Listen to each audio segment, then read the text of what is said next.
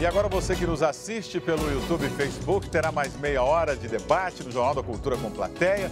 Iniciativa inédita no telejornalismo brasileiro que acontece todas as quartas-feiras.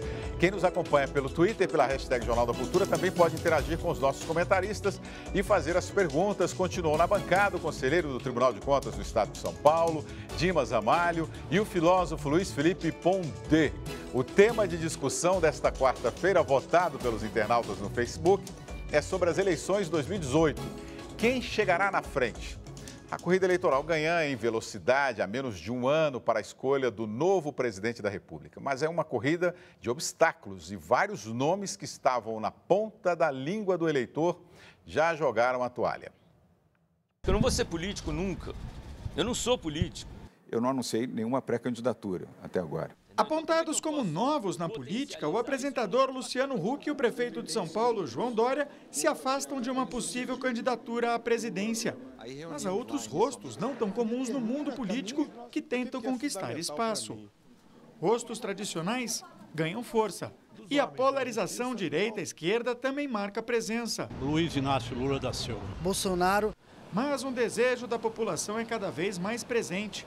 Alguém que ainda não surgiu. Ninguém desses que estão aí. Por isso estaria aberto o caminho para uma candidatura com certo ar de novidade. O novo não significa necessariamente o novo, mas condições de mostrar-se de tal maneira para o eleitorado. Quem quer que seja o candidato vencedor, os analistas políticos dizem que o próximo presidente da República terá de enfrentar alguns temas que são considerados urgentes na sociedade brasileira, como as reformas tributária e previdenciária, a reestruturação do Estado e um tema novo, a ética. Seja quem for, essa agenda estará na mesa e o candidato deverá enfrentar isso já na eleição com respostas e propostas muito claras. Vamos agora discutir esse tema aqui, então, com a plateia, com você que nos assiste pela hashtag Jornal da Cultura no Twitter. Vamos lá, uma pergunta aqui da plateia. Boa noite, meu nome é Isabel e a minha pergunta é ao doutor Dimas Ramalho. Qual a importância dos partidos levarem em conta o potencial político eleitoral dos candidatos à eleição de 2018? Bom, todo partido político, quando entra numa eleição, ele tem que ganhar votos para se eleger. Então, eu acho importante ele avaliar se aquele candidato terá condições de arregimentar votos, de arregimentar apoiadores. Agora, há uma questão preliminar que hoje os partidos devem fazer, que é analisar quem serão os candidatos. Porque hoje há um filtro que começa na filiação. O partido aceita uma pessoa que está envolvida em corrupção, dá legenda a essa pessoa, põe a cara na televisão, financia pelo fundo partidário e depois vem cobrar, sou pela ética, sou pelos bons costumes. Isso é hipocrisia. Acabou essa história no nosso país. As investigações, as redes sociais, vocês, todos nós, estamos discutindo política aos domingos em casa, com as pessoas que jamais pensaram em discutir política. Então, eu acho que ao lado de você achar candidatos que terão votos para se eleger, porque o nosso sistema democrático é pelo voto. Você deve também achar candidatos que têm biografia, não ficha corrida. Porque muitas vezes o que nós temos é ficha corrida. E aí não dá para depois reclamar. Candidato de ficha corrida, ficha suja, se elege e depois confia na justiça. Todo mundo confia na justiça. O camarada que foi preso com uma mala de dinheiro hoje confia na justiça também. Confiança na justiça é botar esse pessoal na cadeia. Por isso que eu acho que quem vota ano que vem, escolher bem o candidato. Não se deixar iludir porque é bonitinho, se veste bem, porque... Sim, votar em quem é consistente. E pedir para ele o que você pede para quando vai contratar alguém. Por favor, você tem uma referência para me dizer onde você trabalhou? Para o candidato você não pergunta? Deve perguntar. É um bom caminho. Olha aqui, eu vou provocar os senhores aqui. Como é que vocês explicam Lula e Bolsonaro na frente da corrida eleitoral? Vamos lá, Pondé, começa com você. Então, eu partilho das expectativas do Dimas, né? Eu acho que o combate à corrupção é um mal que, quando não há nenhum tipo de combate, ela pode se constituir na própria matéria do Estado, e aí você perde a própria noção de Estado de Direito. Então, acredito que isso tudo é muito importante. Porém, do ponto de vista do que nós temos de dados um tanto mais empíricos, e não do ponto de vista do que a gente espera, eu acho importante olhar para isso, o número alto de indicação de votos que o Lula tem a maior parte dessas pessoas seguramente não acredita no que se fala que o Lula fez, não acredita no processo ao qual o Lula está sendo submetido, acham que tudo é uma invenção da elite e que, mesmo que o Lula, estou usando o exemplo do Lula, mesmo que o Lula tivesse de alguma forma alguma culpa no cartório, como se costumava falar, ainda assim ele seria importante porque ele teria feito algum tipo de justiça social. O que eu quero dizer com isso? No caso do Bolsonaro, o Bolsonaro me parece um candidato reativo, que representa grupos bastante ressentidos dentro do país. Então, não acho que sejam, apesar de que eles são simétricos, não acho que são casos semelhantes. O Bolsonaro não tem um histórico político importante que nem o Lula, que é um dos políticos mais importantes do país, sem dúvida nenhuma, certo? Então, não acho que dá para comparar. No caso do Lula, em relação à suspeita de corrupção, a força dele significa que grande parte da população não entende corrupção como a gente pode entender, não consideram as provas supostamente dadas, trazidas pela justiça e veiculadas pela mídia como sendo consistentes e revelam, então, duas coisas que eu acho importantes. O eleitor tende a relativizar a imagem ética do candidato em nome dos seus interesses pragmáticos, interesses identitários, interesses de classe ou similaridades ideológicas.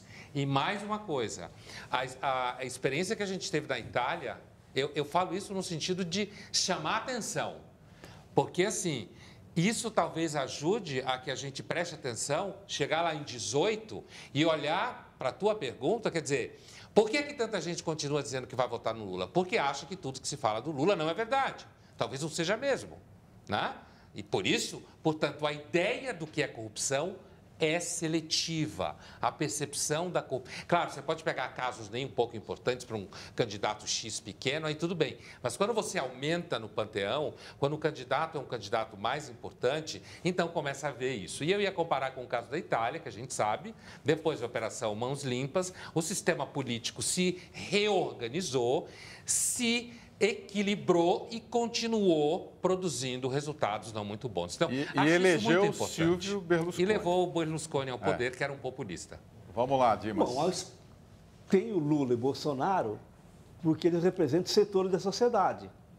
É claro, o Lula representa um governo que, em determinado momento, as pessoas se sentiram bem no governo, estudaram, compraram, viajaram, o sentimento, o feel good, eles sentiram bem naquele momento.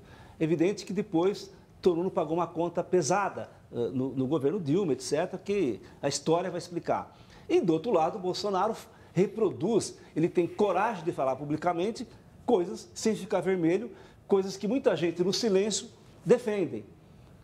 Bandido bom, bandido morto, homem é homem, mulher é mulher, homofobia, intolerância, ódio, um fuzil para cada um, arma para cada cidadão se defender. Tem muita gente que acredita nisso. Tem vergonha de falar, mas acredita. É um silêncio de quem acredita e que apoia. Então, sem dúvida alguma, os dois polos hoje estão colocados. A questão da corrupção em relação ao Lula ficou um pouco confuso, porque o líder da oposição, que quase ganhou a eleição, também está envolvido em caso de corrupção, que é o Aécio. Então, ficou um pouco nebuloso, ficou um pouco... ou seja, certa população diz o seguinte, todos são iguais, o que não é verdade, mas ficou um pouco embaralhado. Agora, surgiu um fato novo, que o Pondé já ressaltou, e que nós temos aqui, que é uma candidatura de centro, que é do governador Geraldo Alckmin, que agora vai agregar setores centro, esquerda, mas se existe Lula, existe Bolsonaro, recall, experiência de um governo que realmente teve a forma de introduzir pessoas na cidade de consumo, e, por outro lado, o Bolsonaro, que ele representa setores, sim, setores. Defende a tortura, defende a ditadura, É um momento que eu discordo absolutamente, mas tem gente que concorda. Você veja ele chegando no aeroporto, parece que está chegando um popstar, tá certo ou não? Então, não é para levar com brincadeira, é para levar com seriedade as candidaturas, porque isso pode surpreender. Na Itália aconteceu isso, tá certo ou não? A política se organizou e nasceu Berlusconi. Não quer dizer que foi tudo errado lá, melhorou, mas teve esse problema. Espero que no Brasil não aconteça. Mais uma pergunta da plateia. Boa noite, meu nome é Maria Carolina. Eu queria perguntar para os dois.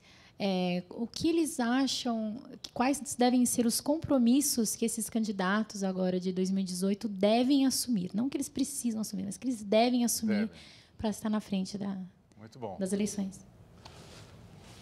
Olha, eu acho que o Dimas aqui, falando tanto do Bolsonaro quanto do Lula e quanto do Alckmin, quase já respondeu isso de uma forma prévia. Quer dizer, primeiro, a democracia contemporânea é um regime que passa muito pela imagem.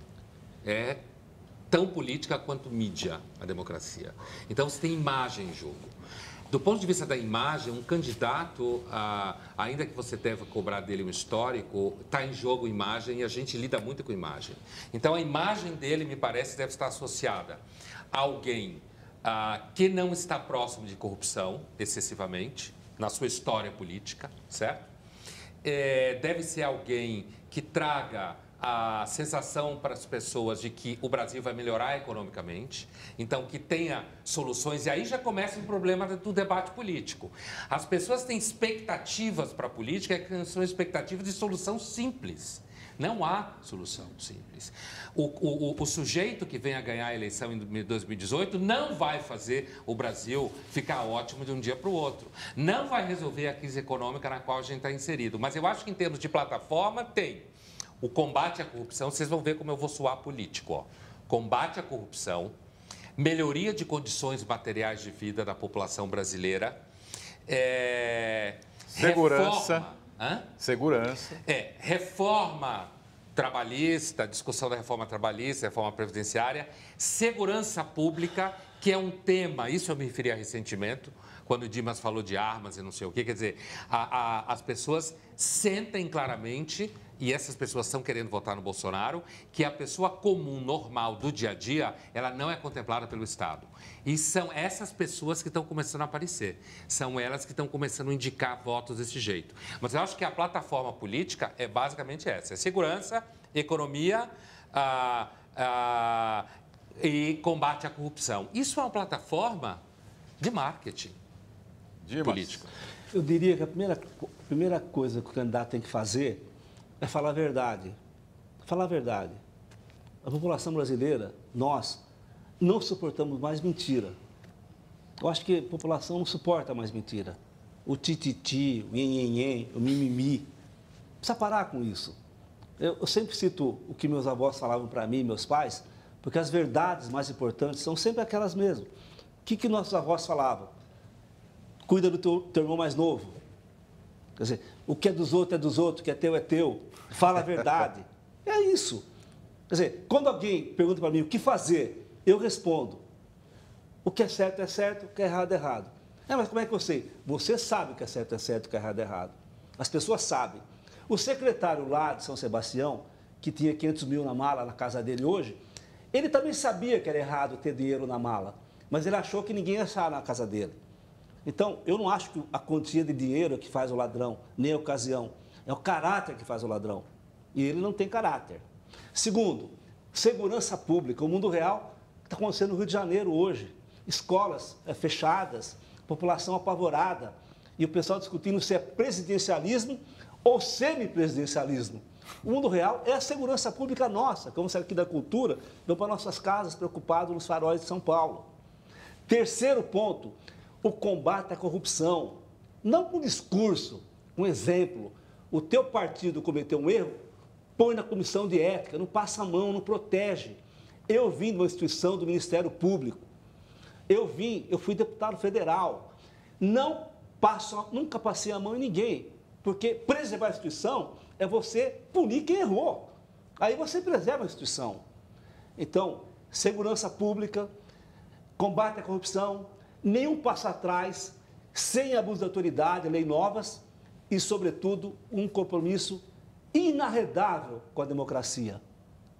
O Brasil é uma democracia consolidada, instituições.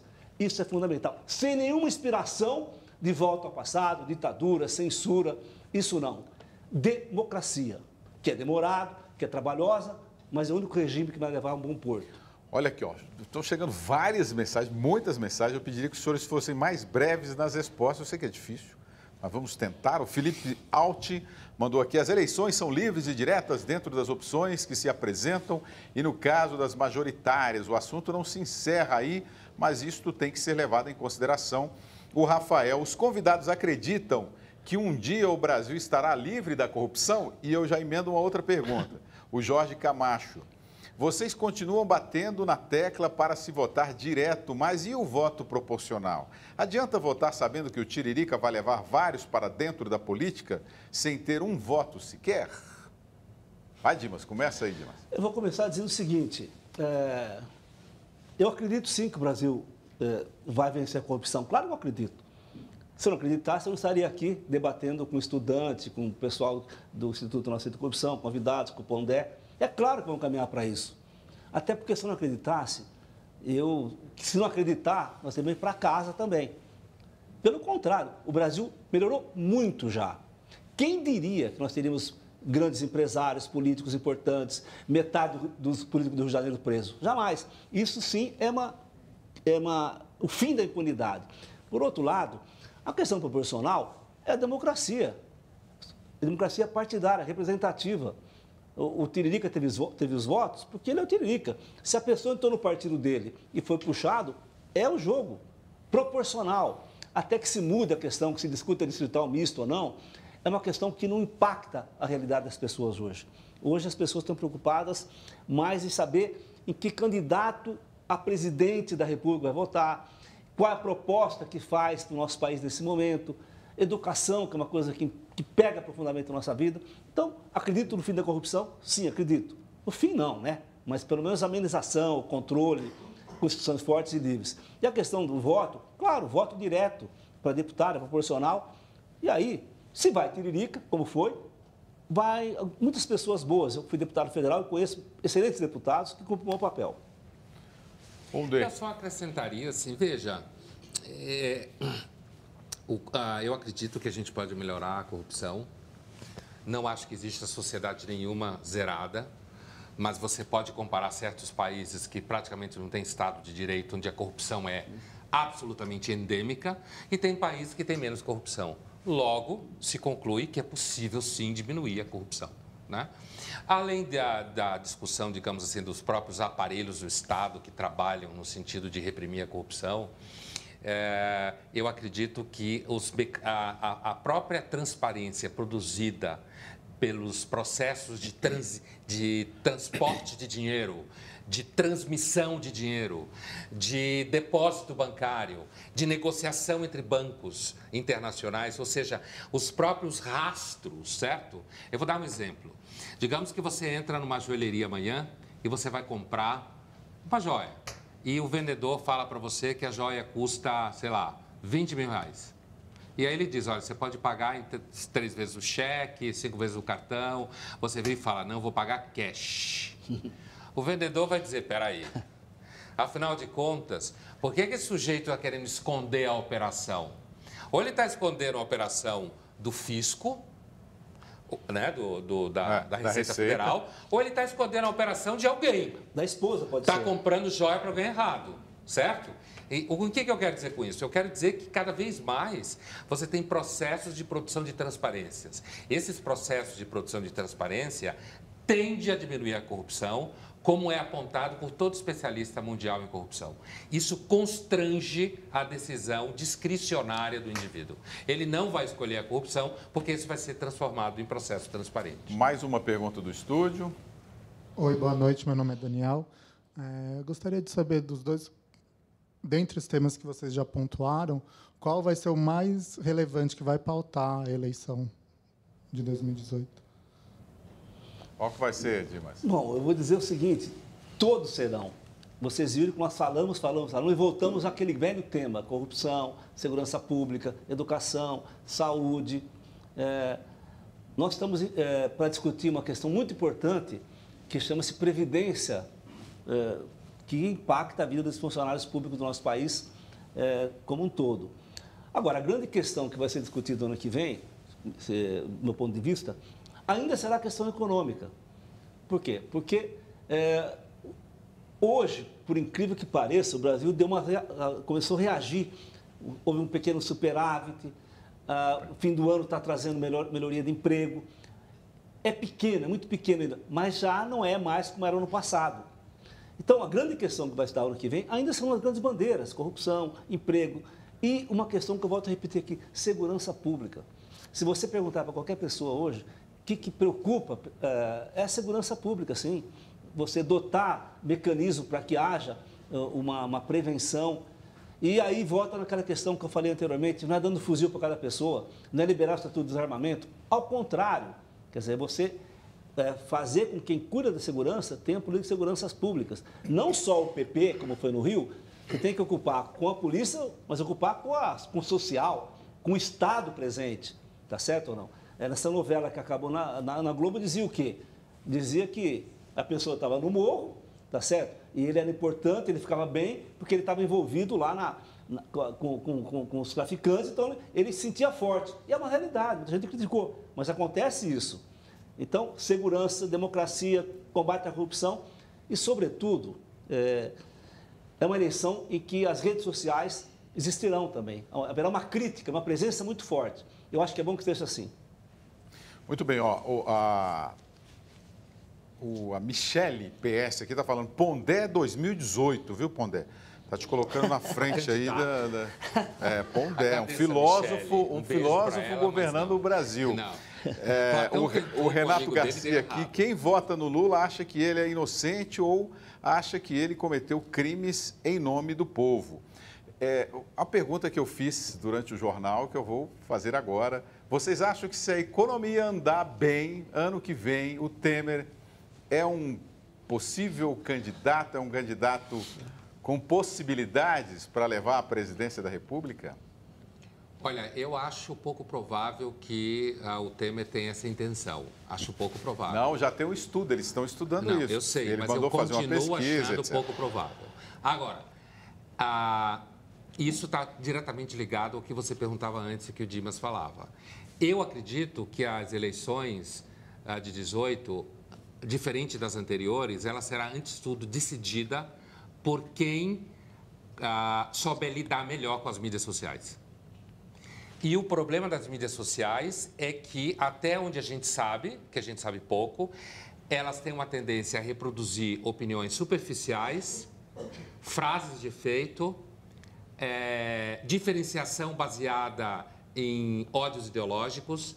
As mídias sociais, até agora, pelo menos, o que se percebe é que ela não tem tido inclusive, recentemente isso foi debatido aqui em São Paulo por um historiador escocês que estava aqui no Brasil, é o Ferguson. As mídias sociais até agora não parecem trazer um nível de qualidade como se esperava que trouxesse para o debate da democracia.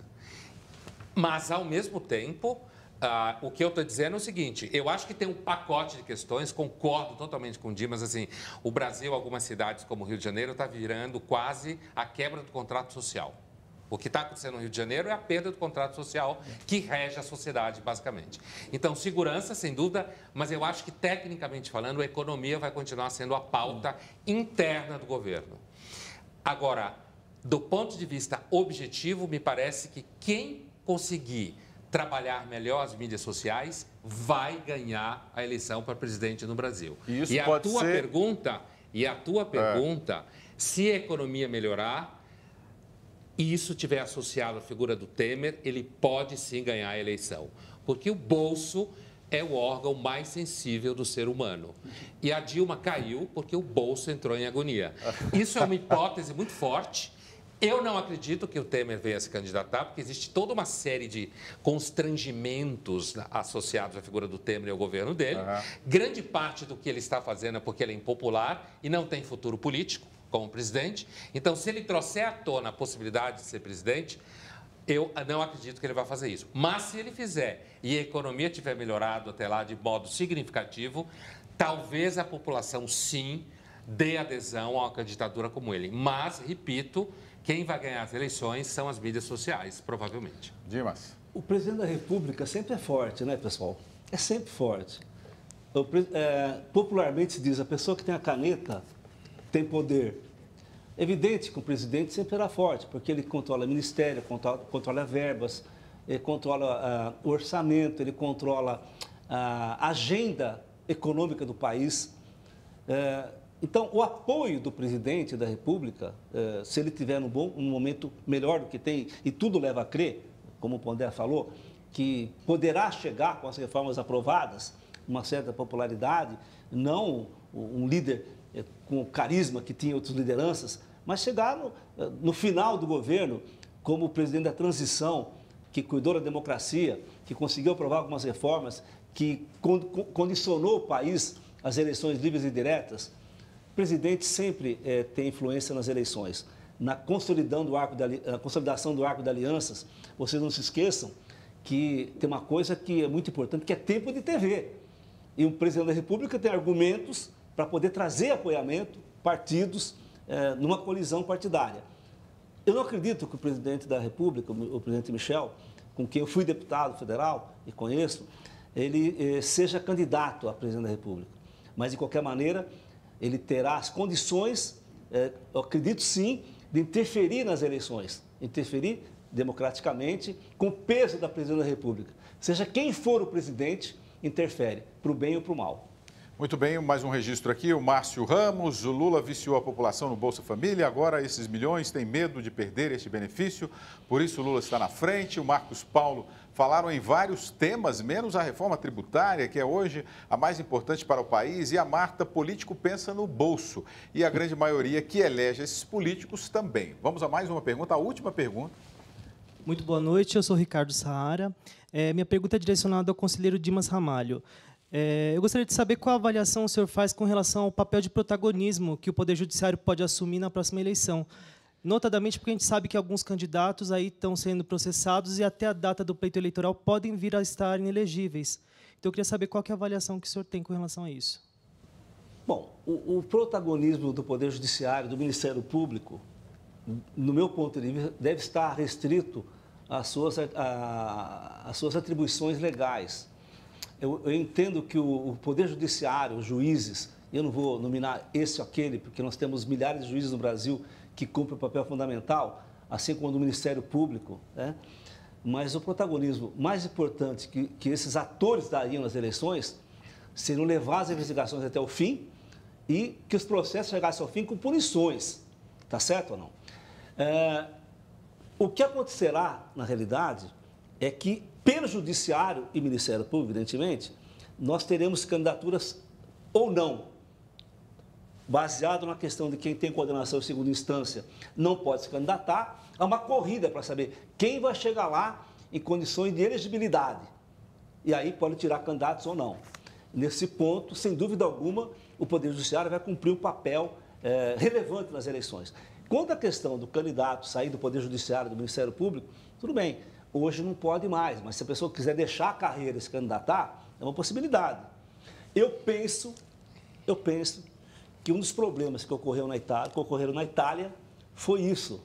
Muitos procuradores deixaram as investigações das mãos limpas e foram para a política. Não que eu sou contra eles irem, mas na Itália houve uma pequena confusão e não deu certo isso. Porque ao saírem do Poder Judiciário, do Ministério Público, lá é diferente, a estrutura judiciária do Ministério Público, eles se confundiram com os políticos tradicionais daquele país. Então, a grande contribuição que o Judiciário, o Ministério Público e a Polícia dá nesse momento é cumprir suas tarefas até o fim. Nenhum passo atrás das investigações, nenhum acordo, nenhuma aceitação de novas leis das autoridades, não precisa disso tudo, é cumprir sua atribuição. E aí vai ser protagonista. Isso eles vão contribuir pela democracia. Acho um grande papel, muito grande, que o Poder Judiciário e o Ministério Público vão atribuir. Nosso tempo acabou. Registro aqui a participação da Ágata, do Renato Garcia, o Wellington SM, William César, Claire Celier, Ítalo Vieira, Fernanda. Muito obrigado pela audiência de vocês, a participação aqui pela hashtag Jornal da Cultura no Twitter. Estamos encerrando essa edição do Jornal com plateia. Na quarta-feira que vem tem mais. Qualquer telespectador ou qualquer grupo de amigos, seja da escola ou do trabalho, pode se inscrever para vir aqui no estúdio através do e-mail plateiajc@tvcultura.com.br. Nossa produção entrará em contato. Eu agradeço a presença dos nossos comentaristas, o Luiz Felipe Ponte e Dimas Ramalho, e da nossa plateia, o pessoal aqui do Instituto Não Aceito Corrupção e alguns telespectadores, Roberto Liviano, promotor, que está ali nos bastidores escondido. Muito obrigado pela presença. Obrigado também você que participou e nos deu essa audiência. Amanhã tem mais 9h15, Jornal da Cultura. Muito obrigado pela participação, uma ótima noite e até amanhã.